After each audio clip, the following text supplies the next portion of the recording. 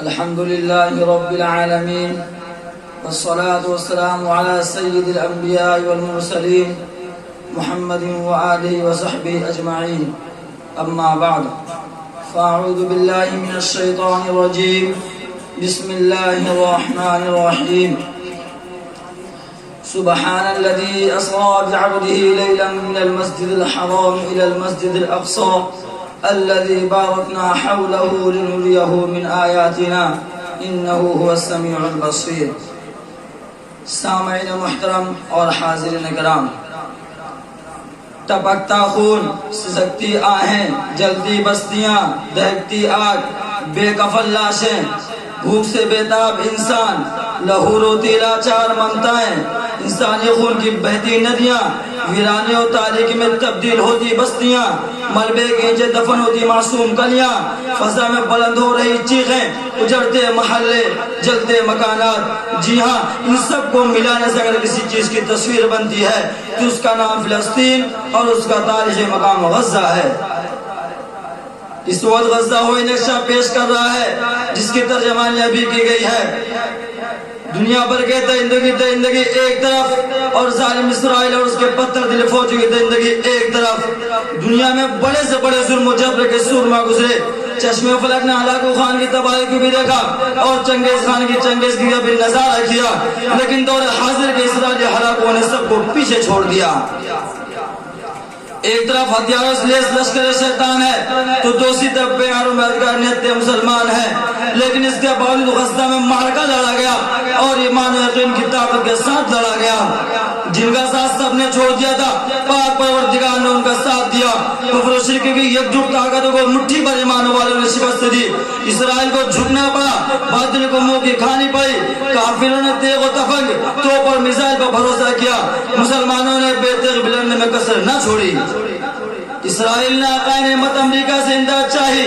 فلسطین نے طاقت و قدرت والے رب کو حضور فریاد سنائی. شرق و غرب، شمال و جنوب میں درد مند اہل ایمان نے دست دعا دراز کیا. مسلح آنسو سے بھیگ گئے. التجا، دعا، تمنا، عاجزی، زاری اور آو فغان آسمان کو دروازے کھٹکھٹائے. پھر اللہ پاک کی مدد آئی. ظالموں کا منہ کالا ہوا، حق و انصاف کا بول بالا ہوا. جاء الحق وزاق الباطل ان الباطل کان زہوقا. حق آیا اور باطل مٹ گیا، اور باطل تو مٹنے ہی کے لیے ہے.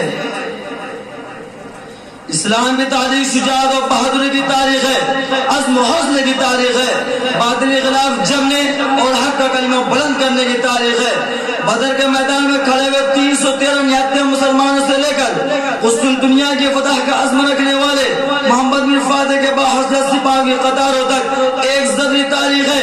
پامردی کی، حوصلہ مندی کی، جاگاہی اور جانثاری کی، اللہ کے نام پر جان لینے اور جان دینے کی.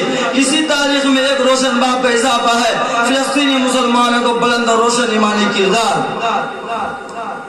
جب ایک ماں اپنے ننھے معصوم بچی کی خون میں نہائی لاش سینے سے لگا کر کہتی ہے کہ میرے بچے کی جان تو گئی، میں اللہ پاک کے گھر کے لیے گئی. جب ایک 9 سے 3 بچہ شہید باپ کے جنازے میں روتے روتے کہتا ہے کہ بابا بابا تم تو چلے گئے مگر مشن زندہ ہے. جب شہادت کا لباس پہننے والی جوان کی بیوہ کہتی ہے کہ سردار تمہارا جانا قیامت ہے مگر تم نے تو جنت پالی، میں بھی تمہارے پیچھے پیچھے چلی آ رہی ہوں. جب ایک باپ اپنے 3 بیٹوں کی شہادت کے باوجود عزم و ہمت کا پہاڑ بنا نظر آتا ہے اور اس کی آنکھوں سے حسرت و غم کے بجائے تشکر امتنان کے آنسو چھلکتے ہیں اور وہ کہتے ہیں شکر پاک پروردگار کا جس نے میرے بچوں کے ساتھ قبول فرما کر مجھے عزت بخشی. الغرض ظلم و ستم کا مرحلے ہوں یا بربریت و حیوانیت کے مارکے، فلسطینی مسلمانوں کی طرف بتاتا اور سکھاتا ہے کہ مسلمان کو پوری ہمت، استقلال اور پامردی کے ساتھ ڈٹے رہنا چاہیے.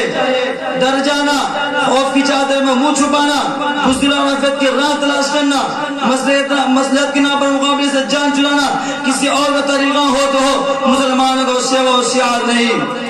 فلسطینی مسلمانوں نے جان کی قربانی دی، مال لٹایا، جگر گوشے نثار کیے، اولاد ماں باپ سے بچھڑی، گھر لٹے، عصمت تار تار ہوئی، اشیاء نے اجڑے، عمارت زمین بوس ہوئی، مگر ہمت استقلال کی ایک نئی داستان نسل شہود پر جلوہ گر ہوئی.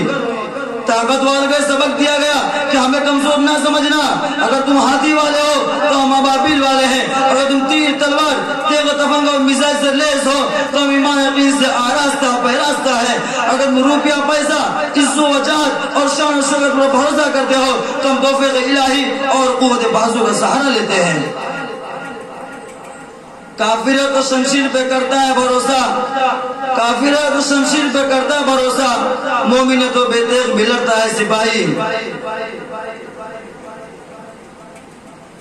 یہودی قوم انبیاء کے قتل اور دین کی ناقدری کے سبب اللہ کے غضب کے مستحق تو ہے ہی، لوگوں کی نظر میں بھی سخت ناپسندیدہ ہے۔ ظلم و جبر، صفاقی و بربریت، طغیان و سرکشی، ایسا فراموش و نافرمانی، حرام خوری و بدمعاشی، عیاری و مکاری، فساد و فتنہ پروری اور وہ تمام خصال قبیحہ جو کسی قوم یا جماعت کا افراد میں متفرق طور پر پائی جاتی ہیں، اس قوم کا ہر فرد اجتماعی طور پر پائی جاتی ہے۔ یہی وجہ کہ قوم دنیا میں جہاں بھی گئی اور جن اقوام کے درمیان جس سکون اختیار کی، اپنی ناپسندیدہ خاصیتوں کے باعث لوگوں کے غیظ و غضب اور نفرت و حقارت کا شکار ہوئی۔ فلسطین میں ظلم و ستم کا بازار گرم ہے، آسمان کی طرف نظریں اٹھتی ہے تو ہوائی جہاز کے ذریعے قوم کی برسات ہو رہی ہے۔ سرزمین غزہ آج مظلوم مسلمان کے خون سے لالہزار ہے۔ آج یہ ثابت ہو گیا کہ دنیا کی سب سے بہادر قوم اگر کوئی ہے تو فلسطینی مسلمان ہے۔ میں اسی چند باتوں پر اپنے تقریر ختم کرتا ہوں۔ وآخر دعوانا الحمدللہ۔